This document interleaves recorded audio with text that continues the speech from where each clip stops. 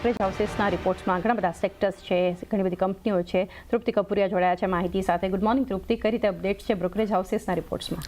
Good morning ચાને. આજે શરૂઆત હું સેક્ટરથી કરીશ. તો ખાસ કરીને ઓટો કંપનીઓએ જે પ્રાઇસીસ ઘટાડવાના જે તેઓ અત્યારે સમાચાર આપી રહ્યા છે તેની સમક્ષ જ આપણે તેની સામે આપણને મોર્ગન સ્ટેનલીનો એક પોઝિટિવ રિપોર્ટ આપણે સમક્ષ આવતો જોવા મળી રહ્યો છે. તેમનું કહેવું છે કે જીએસટી કાપતી કંપનીઓએ જે છે તે ગાડીઓના પ્રાઇસ ઘટાડી રહી છે અને ખાસ કરીને મહિન્દ્રા, ટીવીએસ, આઈસર મોટર્સ જે છે તે પહેલેથી જ પોતાનું માર્કેટ શેર જે છે તેમને મેળવી રહ્યા છે અને પ્રાઇસમાં ઘટાડો એક વધુ કંપનીના વલણને વેગ આપી શકે છે. આ કારણસર તેમને આઈસર મોટર માટે રેટિંગ અપગ્રેડ કરીને તેમને ઇક્વલ વેટ રેટિંગ કર્યા છે.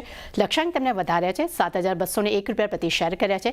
હીરો મોટોકોર્પ માટે પણ આપણને રેટિંગ જે છે તે અપગ્રેડ થતા જોવા મળી રહ્યા છે. ત્યાં પણ તેમને ઇક્વલ વેટ રેટિંગ કર્યા છે. લક્ષ્યાંક એમના વધારીને 5,968 રૂપિયા પ્રતિ શેર કર્યા છે. પરંતુ સામે બજાજ ઓટો માટે આપણને રેટિંગ ડાઉનગ્રેડ થતા જોવા મળી રહ્યા છે અને તેમને અંડરવેટ રેટિંગ આપ્યા છે. લક્ષ્યાંક તેમને 8,075 રૂપિયા પ્રતિ શેર કર્યા છે.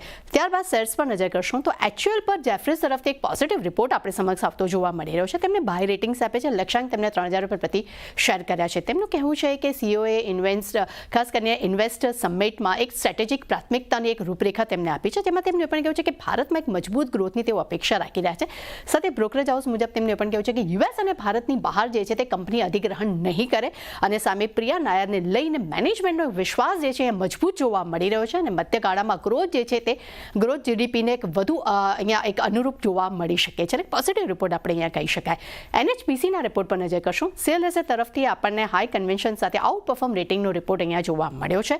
તેમનું કહેવું છે કે શેરની ચાલ હાલ સુધી ઘણી જ આપણને ધીમી જોવા મળી રહી છે, પરંતુ હવે હાઇડ્રો પાવર અને ન્યૂ એનર્જી શેર્સમાં હવે ગ્રોથ જોવા મળી રહ્યો છે અને ખાસ કરીને સિંધુ જળ સંધિ જે છે તે એક મોટો અહીંયા ટ્રિગર બની શકે છે અને આગામી 4 વર્ષમાં આ શેર જે છે તે બમણો થઈ શકે છે. એટલે ખૂબ જ એક પોઝિટિવ રિપોર્ટ આપણને એનએચપીસી માટે પણ આવતો જોવા મળી રહ્યો છે.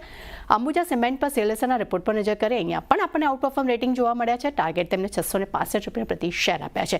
તેમનું માનવું છે કે પ્રીમિયમાઇઝેશન્સ અને લોઅર ઇનડાયરેક્ટ ટેક્સમાં એક વધારો અહીંયા થતો જોવા મળી રહ્યો છે, પરંતુ સામે મોન્સૂન અને ખરીદદારીની જે કહી શકાય કે માંગમાં જે ઘટાડો આવ્યો છે તેને કારણે કરીને નજીકના ગાળામાં એક અસર જે છે તે જોવા મળી શકે છે, પરંતુ સામે મધ્યગાળામાં 7 થી 8% ગ્રોથની તેઓ અપેક્ષા રાખી રહ્યા છે અને આવનારા સમયમાં ડબલ ડિજિટ ગ્રોથની પણ તેઓ અપેક્ષા રાખી રહ્યા છે. પોઝિટિવ રિપોર્ટ આપણે અહીંયા કહી શકાય છે.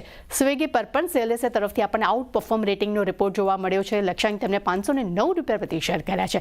તેમનું માનવું છે કે કંપનીએ કોન્ફરન્સ કોલમાં ખૂબ જ પોઝિટિવ સંકેતો આપ્યા છે. ખાસ કરીને તેમને કંપનીના બિઝનેસ ક્વિક કોમર્સ બિઝનેસ છે તેના માટે માર્જિન ગાઈડન્સ છે તે કંપનીએ જાળવી રાખ્યું છે અને આવનારા સમયમાં માર્જિન જે તે વાર્ષિક ધોરણે 60 બેસિક પોઈન્ટ જે છે તે વધવાની તેઓ અપેક્ષા રાખી રહ્યા છે અને મધ્યગાળામાં ફૂડ ડિલિવરીમાં 18 થી 20% જીઓવી ગ્રોથની પણ તેઓ અપેક્ષા રાખી રહ્યા છે. અને ત્યારબાદ નવીન ફ્લોરિન પર નજર કરશું. અહીંયા જેફરીઝ તરફથી બાય રેટિંગનો રિપોર્ટ છે. લક્ષ્યાંક 6,025 રૂપિયા પ્રતિ શેર કર્યા છે. તેમનું માનવું છે કે યુએસમાં મજબૂત માંગ અને ચીનમાંથી મર્યાદિત નિકાસને કારણે કરીને R32 રિફ્લેક્ટ્સ ગેસના ભાવ જે છે તે સ્થિર રહી શકે છે અને સાથે કંપનીએ સેમસંગ ઇલેક્ટ્રોનિક્સ સાથે પણ નવા ડેટા સેન્ટર કુલિંગ્સ માટે કરાર કર્યા છે, જેને કારણે કરીને આવનારા સમયમાં કંપનીના ગ્રોથને એક સપોર્ટ પણ મળી શકે છે. એલએચઆરની મારા રડારમાં જેટલા પણ બ્રોકરેજ રિપોર્ટ છે બધા જ ખૂબ જ એક બુલિશ રિપોર્ટ આપી રહ્યા છે. માત્ર બજાજ ઓટો માટે થોડુંક આપણને નેગેટિવિટી અહીંયા જોવા મળી રહ્યું છે. એટલે ખાસ કરીને બધા જ રિપોર્ટમાં નજર રહેશે. જી, આ બધા પર એક ફોકસ